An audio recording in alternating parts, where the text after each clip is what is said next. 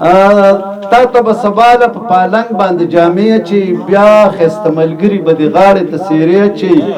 بیا په روایاتو د وطن باندې خبر شه ته کور ته سلامۍ له بیا د خپلې خواښې ورشه ته او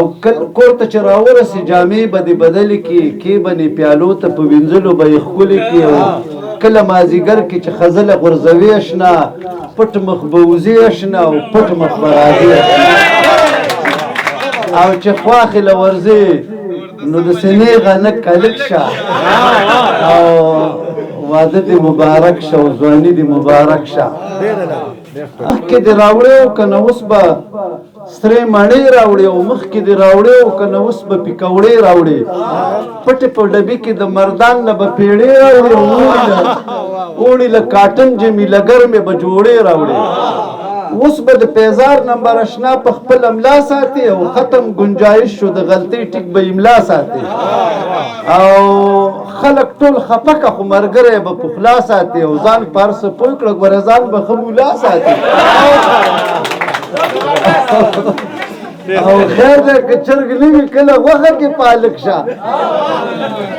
ځواني دې مبارک شه او واده دې مبارک شه او په دې اخري خو به خامخا وی ګوره عمل کې اوس د سخرګنۍ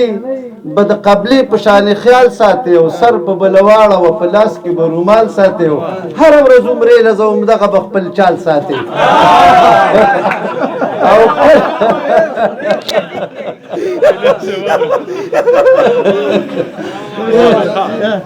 او کله که په سخره او سخرګنۍ باندې مضمون راغی چې ته پکې اول راشي همدا خبره یاد ساته کله که په سخره او سخرګنۍ باندې مضمون راغی نو چې ته پکې اول راشي همدا خبره یاد ساته نو خلک به یې ومني چې دلته کې بدلون راغی نو دا د یو ملک د خولې همدا خبره یاد ساته او ټول خلک ګډېږي مړه ته پکې چورلک شه مبارک شه ځواني دې مبارک شه ډېره مننه